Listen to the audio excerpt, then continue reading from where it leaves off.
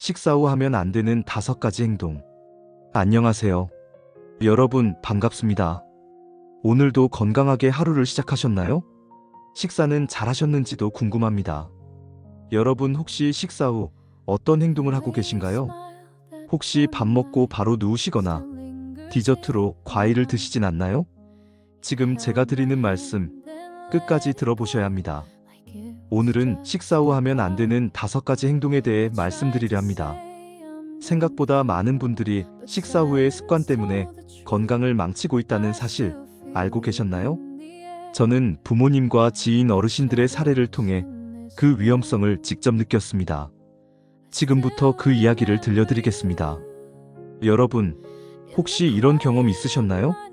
점심 먹고 소파에 누워 TV 보다가 속이 더부룩했던 적? 과일을 먹었는데 배가 더 불러오고 방귀가 자꾸 나왔던 기억? 식사 후 잠깐 샤워했다가 어지러워서 주저앉았던 일? 사실 이런 경험을 하신 분들 적지 않습니다. 이런 평범한 행동들이 여러분의 건강에 큰 영향을 줄 수 있다는 점 오늘 꼭 기억해 주세요. 자, 그럼 본격적으로 시작해 보겠습니다. 첫 번째, 식사 후 바로 눕는 습관입니다. 이건 정말 위험한 행동입니다. 음식을 먹으면 위가 팽창하고 위산 분비가 활발해집니다. 이때 바로 눕게 되면 위산이 식도로 역류할 수 있습니다. 이걸 역류성 식도염이라고 합니다.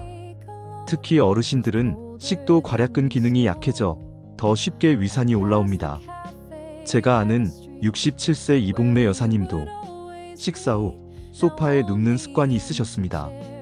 늘 가슴이 쓰리고 목에 뭐가 걸린 느낌이 사라지질 않았죠.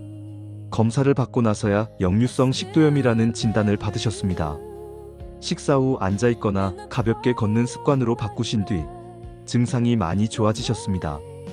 여러분, 식후에는 적어도 30분 정도는 눕지 마시고 가벼운 활동을 해보세요.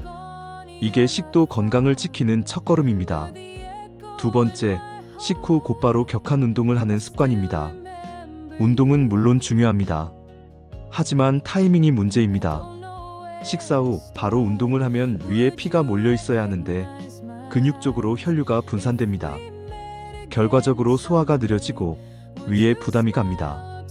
70대 후반의 최만석 어르신도 점심 식사 후 곧바로 공원에 나가 파워워킹을 하셨습니다. 한 번은 복통과 어지러움으로 응급실까지 가신 적이 있었습니다. 원인은 단순했습니다. 소화 중인 위에 부담이 갔기 때문이죠. 그 후로는 식후 40분 정도 휴식을 취한 뒤 천천히 걷는 것으로 바꾸셨습니다.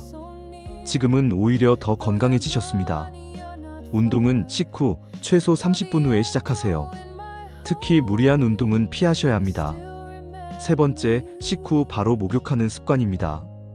목욕은 혈류순환을 돕지만 식사 직후에는 피해야 합니다.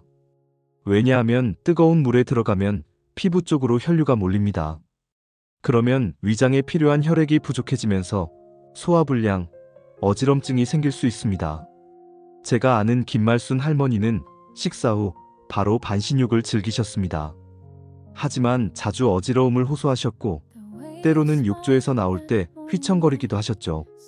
식사 후 1시간 정도 지나서 따뜻한 물에 가볍게 몸을 담그는 것으로 바꾸신 뒤부터는 증상이 사라졌습니다. 여러분도 꼭 기억하세요. 식사 후에는 최소 1시간 후에 목욕하세요. 네 번째, 식후 곧바로 약을 복용하는 습관입니다. 특히 진통제나 혈압약 중 일부는 위에 자극을 줍니다. 식사 직후는 위산 분비가 많고 위점막이 약해진 상태입니다. 이때 약을 복용하면 위염이나 속쓰림이 생길 수 있습니다. 78세 박선호 어르신은 혈압약을 꼭 식사 직후 드셨습니다. 그런데 속이 자주 쓰리고 메스꺼움을 느끼셨죠. 복약 시간을 조절해 식후 1시간으로 바꾼 뒤 그런 증상이 사라졌습니다. 여러분, 약은 종류에 따라 복용 시간이 다릅니다. 반드시 처방 지침에 맞춰 복용하셔야 합니다. 다섯 번째, 식사 후 곧바로 과일을 먹는 습관입니다. 과일은 건강에 좋지만 식사 직후 먹으면 소화에 방해가 됩니다. 특히 수박이나 바나나처럼 당분이 많은 과일은 발효되어 가스가 차고 속이 불편해질 수 있습니다.